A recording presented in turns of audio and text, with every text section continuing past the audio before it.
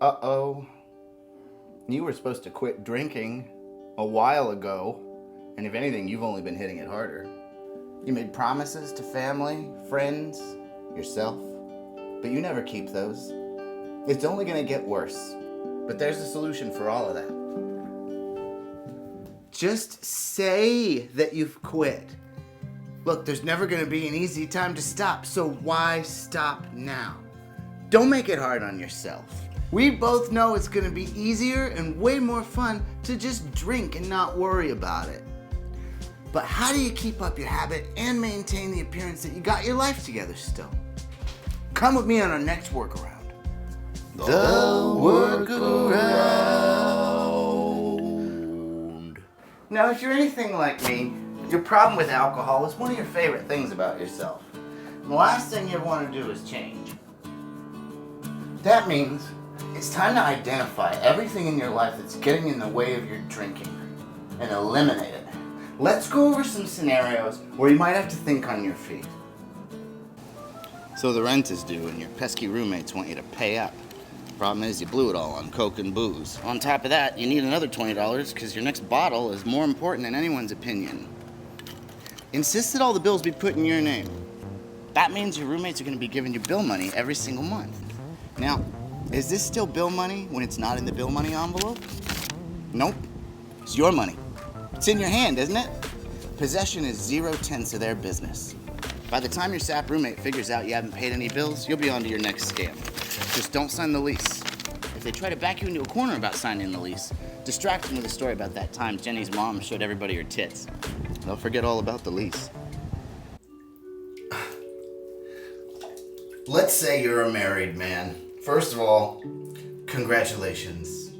Second of all, your wife's the biggest thorn in your side about your drinking. And let's be honest, she never forgave you for getting alcohol poisoning at your wedding reception. Now she's threatening to leave if you don't quit. Problem is, she's your meal ticket ever since you got fired for telling that lady's kid to fuck off. What are you gonna do now? Pick her some flowers out of your neighbor's yard. She loves those. Plus, there's a chance it's Valentine's Day, not that you would know. If that doesn't work, remind her you know about that weekend she spent with her sister's husband. That one always stops her in her tracks. When she gets that deer in the headlights look, give her a hug to let her know you'll always be there for her, whether she likes it or not. Now, I know you're already drunk, but let's say you just hit another car with yours too. What in the world are you gonna do now? First and foremost, relax and drive away. Ain't nothing good gonna come from you sticking around.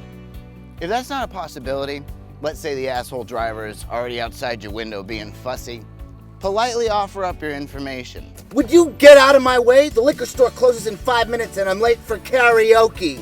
If he's not comfortable with a polite exchange of information, say he backed into you. It's your word against his. Who are they gonna believe? This idiot who clearly backed into you, or you? Remember, the only person who really needs to believe you is you.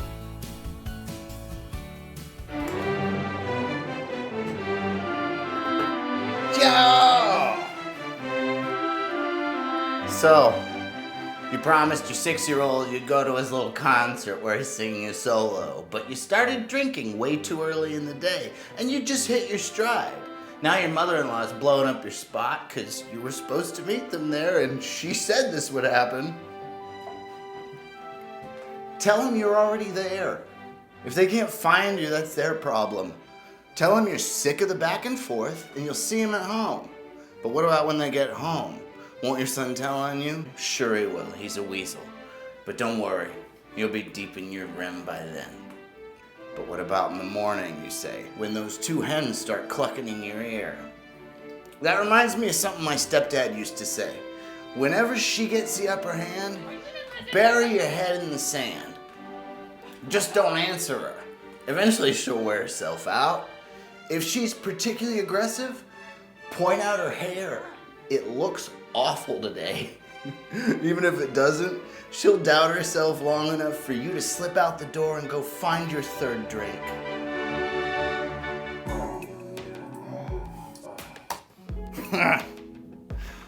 So what have we learned? Whether you're dealing with friends, a spouse, your little asshole son, or a bitch mother-in-law, nobody tells you what to do.